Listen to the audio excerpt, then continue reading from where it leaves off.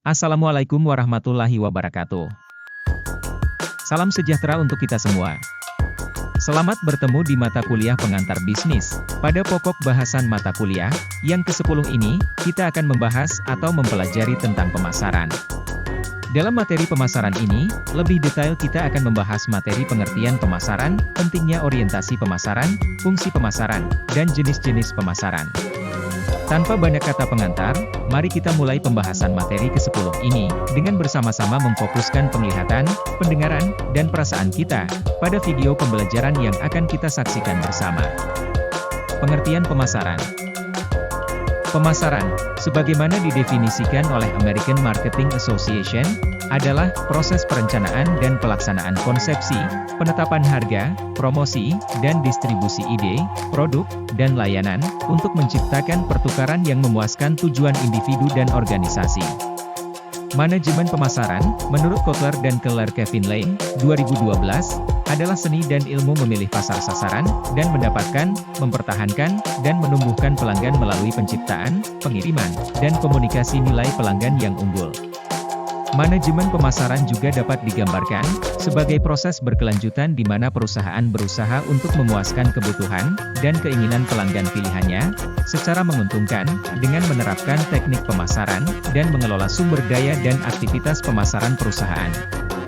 Untuk mengembangkan strategi manajemen pemasaran yang efektif dan hemat biaya, perusahaan perlu memiliki pemahaman yang objektif dan terperinci tentang bisnis mereka sendiri dan pasar tempat mereka beroperasi, yang memerlukan analisis pasar berbasis fakta yang akurat. Watu et al. 2023.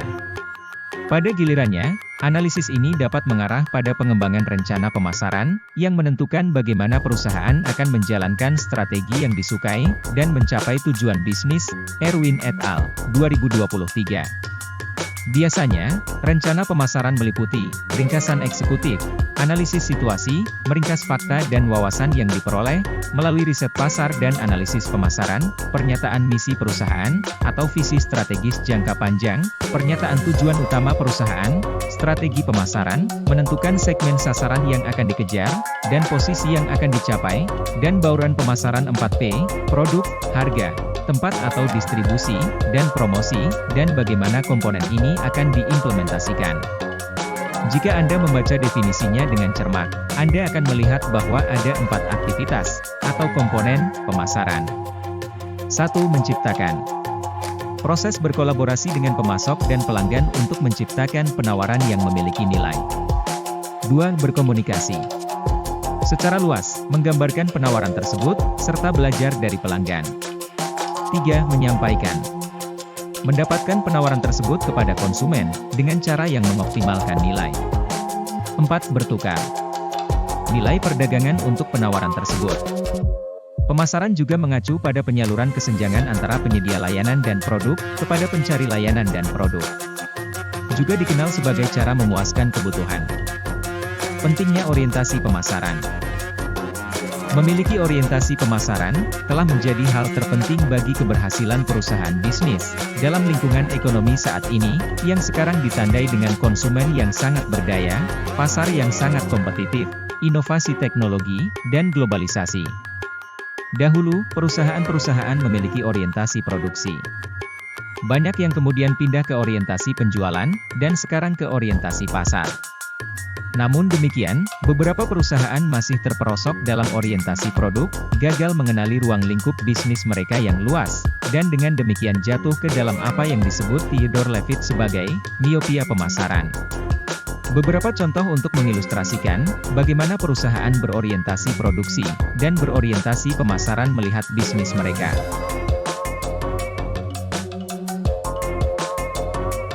Fungsi pemasaran.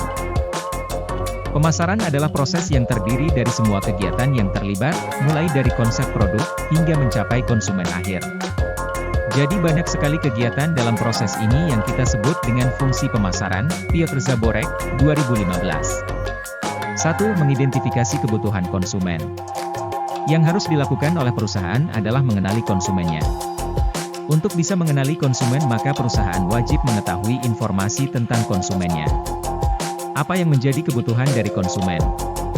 Pemahaman perusahaan yang tepat akan menentukan strategi yang tepat ke depannya. 2. Perencanaan. Langkah selanjutnya adalah perencanaan yang matang tentang pemasaran. Kejelasan dalam menentukan tujuan dari perusahaan, dan apa yang mau dicapai. Selanjutnya kita bisa tahu batasan dalam mencapai tujuan tersebut. Terakhir adalah perencanaan strategi pemasaran yang cocok. 3. Pengembangan produk. Kemudian mengembangkan produk yang memenuhi kebutuhan konsumen, berdasarkan riset konsumen. Desain produk juga merupakan faktor penting, bagi banyak produk. Seperti misalnya saat membeli mobil, desain sangatlah penting. Ada faktor lain yang perlu dipertimbangkan, seperti harga, daya tahan, dan lain-lain. 4. Standarisasi dan grading. Standarisasi berarti memastikan keseragaman produk. Semua pelanggan harus menerima produk yang sama, desain dan kualitas yang sama. Dan standar ini harus selalu diikuti. Klasifikasi adalah proses pengelompokan produk, menurut kesamaan ciri dan/atau mutu. Jika produk tidak memiliki kualitas atau karakteristik lain yang telah ditentukan, misalnya produk pertanian. Klasifikasi memastikan bahwa konsumen tahu bahwa produk Anda berkualitas tinggi. 5. Pengepakan dan pelabelan. Kesan pertama konsumen ketika berhadapan dengan suatu produk adalah kemasan dan label, sehingga inilah yang menjadi salah satu alat pemasaran yang memiliki kekuatan untuk menarik konsumen melakukan pembelian terhadap produk kita. Terdapat bukti bahwa kemasan dan label yang menarik dapat membuat produk sukses. 6. Merek. Salah satu keputusan penting yang harus diambil perusahaan adalah, apakah mereka menginginkan identitas unik untuk produk di pasar, atau apakah mereka ingin dikenali oleh merek mereka. Beberapa merek menikmati itikat baik yang luar biasa di pasar, dan mendapat manfaat dari produk tersebut. Tetapi Anda juga mungkin ingin produk tersebut memiliki identitasnya sendiri, sehingga dapat berkembang sesuai dengan karakteristiknya sendiri. 7. Menyiapkan layanan dukungan pelanggan. Tergantung pada produk Anda, perusahaan layanan pelanggan harus menyediakan sejumlah layanan yang berbeda. Layanan prapenjualan, layanan pelanggan, pemeliharaan, dan dukungan teknis, hanyalah sebagian dari layanan yang mungkin diperlukan produk Anda. Ini adalah tugas penting dalam pemasaran. 8. Harga. Ini mungkin salah satu fungsi pemasaran yang paling penting. Harga suatu produk menentukan keberhasilan atau kegagalannya. Faktor-faktor seperti permintaan, kondisi pasar, harga kompetitif, dan lain-lain dipertimbangkan untuk mengembangkan strategi penetapan harga yang tepat. Hal lain yang harus dipertimbangkan perusahaan adalah harga produk tidak boleh terlalu sering diubah. Ini menciptakan kebingungan di pasar. Amaral dan Wootton, 2022. 9. Promosi. Disinilah Anda memberitahu pelanggan tentang produk Anda, dan membujuk mereka untuk membelinya. Ada 4 metode promosi utama: periklanan, penjualan pribadi, promosi penjualan, dan publisitas. Perusahaan harus memutuskan bauran promosi terbaiknya, kombinasi yang melibatkan semua, atau sebagian dari keempat metode ini. Amaral dan Juang, 2023. 10. Distribusi. Di sini perusahaan harus memastikan saluran distribusi yang tepat untuk produknya. Itu akan tergantung pada berbagai faktor, seperti konsentrasi pasar, umur simpan produk, persyaratan modal perusahaan, dan lain-lain. Manajemen inventaris adalah faktor penting lain yang harus diperhatikan perusahaan. 11. Transportasi. Pergerakan fisik barang dari tempat produksinya ke tempat konsumsinya adalah transportasi. Ini adalah fungsi pemasaran yang sangat penting. Perusahaan harus menganalisis batas-batas geografis pasarnya. Ini akan membantu mereka memilih moda transportasi yang tepat. Dan dalam ekonomi global tempat kita tinggal, hampir tidak ada hambatan untuk perdagangan internasional. Jadi jika sebuah perusahaan ingin go global, transportasi akan menjadi faktor kunci dalam bauran pemasaran mereka. 12. Pergudangan. Seperti yang telah kita lihat, selalu ada jeda waktu antara produksi dan konsumsi sebagian besar barang. Terkadang produk bersifat musiman, atau pasokan tidak teratur, atau ada kesulitan produksi. Tetapi perusahaan ingin menjaga kelancaran arus barang. Jadi penyimpanan dan pergudangan barang sangat diperlukan. Jenis pemasaran. Dengan evolusi teknologi, datanglah evolusi pemasaran, jadi ada banyak jenis pemasaran yang dapat dipilih. Bergantung pada sifat bisnis, industri, dan pelanggan Anda, beberapa jenis pemasaran akan lebih efektif daripada yang lain. Penting juga untuk dicatat bahwa ada dua jenis pemasaran yang lebih luas, tradisional dan digital. Pemasaran digital mencakup semua aspek digital. Jika Anda memasarkan kepada orang-orang secara online, melalui komputer, atau perangkat seluler, itu adalah pemasaran digital. Pemasaran digital memungkinkan Anda melacak dan memantau kampanye Anda dengan mudah, menghilangkan semua dugaan pemasaran, untuk memastikan Anda dapat mengoptimalkan setiap strategi untuk hasil terbaik. Di sisi lain, pemasaran tradisional menggunakan bentuk media cetak dan tradisional, termasuk iklan televisi, dan papan reklame. Di bawah ini Anda akan menemukan berbagai jenis pemasaran yang termasuk dalam dua kategori pemasaran yang luas ini. 1. Content marketing. Pemasaran konten adalah strategi pemasaran masuk yang efektif, yang mendidik, dan melibatkan pelanggan dengan membantu mereka menemukan informasi tentang produk, merek, atau industri Anda secara online. Contoh pemasaran konten meliputi blog, posting media sosial organik, panduan elektronik, video. Pemasaran konten bertujuan untuk memberi pelanggan Anda informasi yang dapat mereka gunakan untuk membuat keputusan pembelian. 2. Pemasaran media sosial. Pemasaran media sosial terkadang dianggap sebagai bagian kecil dari pemasaran konten. Namun, banyak pemasar percaya bahwa media sosial adalah teknik pemasaran yang berdiri sendiri, yang layak mendapat perhatian lebih. Media sosial adalah alat pemasaran hemat biaya, yang dapat membantu Anda meningkatkan keterlibatan dengan audiens, mengedukasi konsumen, dan menjual lebih banyak produk.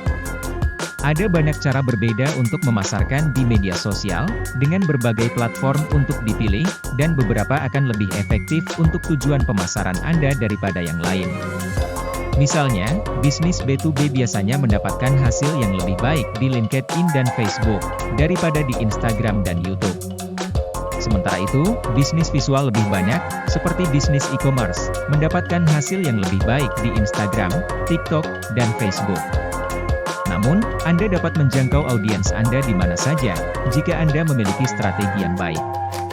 3. Influencer marketing.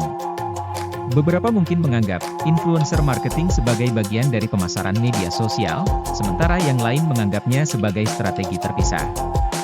Dengan pemasaran influencer, bisnis dapat memanfaatkan hubungan yang telah dibuat oleh influencer, dan pemimpin pemikiran dengan audiens. Karena influencer dianggap sebagai pemimpin dalam industri mereka telah mendapatkan tingkat kepercayaan yang tidak akan pernah didapatkan oleh banyak bisnis, sehingga pengikut mereka cenderung mendengarkan rekomendasi produk. Akibatnya, pemasaran influencer dapat membantu merek Anda mendapatkan lebih banyak exposure, meningkatkan kesadaran merek, dan meningkatkan penjualan. Pemasaran influencer umumnya digunakan dalam B2C, terutama untuk bisnis e-commerce. Namun, perusahaan B2B juga dapat memanfaatkan metode pemasaran populer ini, jika mereka menemukan pemimpin pemikiran dalam industri dengan pengikut yang cukup besar. 4. Search Engine Marketing. Search Engine Marketing, SEM, mencakup semua jenis pemasaran yang menggunakan mesin pencari, seperti Google sebagai alat pemasaran mereka. Pemasaran mesin pencari biasanya mencakup dua strategi pemasaran digital.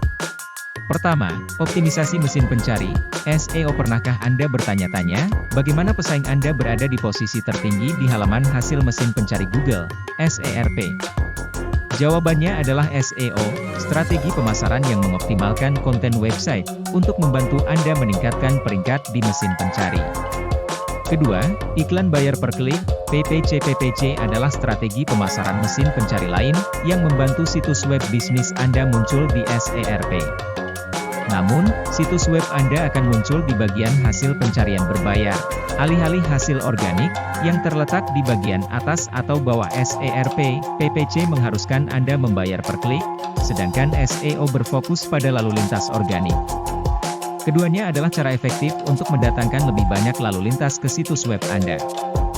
Dalam beberapa tahun terakhir, SEM telah dikaitkan terutama dengan PPC, dan SEO telah menjadi strategi tersendiri. Jadi jika Anda mendiskusikan opsi dengan agen pemasaran, pastikan Anda memahami dengan jelas jenis SEM yang mereka maksud. Semua jenis bisnis dapat memperoleh manfaat dari SEM, karena banyak orang menggunakan mesin pencari sebagai perhentian pertama mereka, ketika mencoba mencari solusi. Oleh karena itu, perusahaan penjualan perangkat lunak B2B, dan perusahaan e-niaga B2C, dapat menggunakan SEM, untuk meningkatkan jangkauan dan meningkatkan lalu lintas situs web. 5. Public Relation. Hubungan masyarakat, PR, adalah jenis pemasaran yang dapat membantu membangun reputasi bisnis Anda di media. Hubungan masyarakat, membangun hubungan yang bermanfaat antara perusahaan Anda dan publik, melalui media yang diperoleh untuk mengelola citra dan reputasi bisnis. Pada akhirnya, PR bertujuan untuk memposisikan perusahaan Anda atau individu dari organisasi, sebagai pemimpin pemikiran dalam industri tertentu, meningkatkan kesadaran merek dan kepercayaan di antara publik. Sementara semua bisnis bisa mendapatkan keuntungan dari mengelola reputasi mereka dengan publik. Strategi PR yang kuat adalah yang terbaik untuk bisnis besar yang sering menjadi berita. Namun, PR lokal dapat menguntungkan bisnis lokal jika mereka memiliki sesuatu yang layak untuk dibagikan. 6. Televisi dan radio. Setiap orang pernah melihat atau mendengar iklan. Iklan televisi dan radio telah berkembang dari waktu ke waktu, tetapi tetap menjadi strategi pemasaran yang efektif untuk bisnis. Sayangnya, iklan ini bisa mahal, sehingga tidak ideal untuk usaha kecil. Jika bisnis Anda memiliki uang untuk dibelanjakan, Anda harus kreatif untuk membuat orang bertindak. 7. Pemasaran cetak. Pemasaran cetak adalah penggunaan media cetak untuk menghasilkan kesadaran merek tentang perusahaan Anda. Pemasaran cetak meliputi iklan di majalah, brosur, dan papan reklame. Pemasaran cetak bukanlah sesuatu yang dapat Anda ukur secara efektif, meskipun ada beberapa metode untuk memastikan usaha Anda bekerja dengan baik. Misalnya, pemasaran cetak dapat mempromosikan produk atau layanan Anda dalam rentang geografis yang kecil, atau Anda dapat menargetkan publikasi nasional untuk mendapatkan lebih banyak kesadaran merek di berbagai area. Pemasaran cetak bisa efektif untuk semua jenis bisnis. Namun, Anda harus menargetkan majalah dengan hati-hati. Misalnya, bisnis B2B dapat memilih untuk beriklan di majalah perdagangan, sedangkan perusahaan B2C dapat menargetkan majalah konsumen dengan jangkauan yang lebih luas dan kurang spesifik. Demikianlah penyampaian materi pembelajaran mata kuliah kita kali ini. Saya harap kawan-kawan mahasiswa bisa mendapatkan wawasan dan pengetahuan tentang materi yang telah disampaikan. Apabila ada yang belum difahami, silakan putar ulang videonya, atau bisa kita diskusikan di kelas. Saya ucapkan terima kasih atas perhatian kawan-kawan. Sampai jumpa di pembelajaran materi berikutnya. Salam sejahtera, dan wassalamualaikum warahmatullahi wabarakatuh.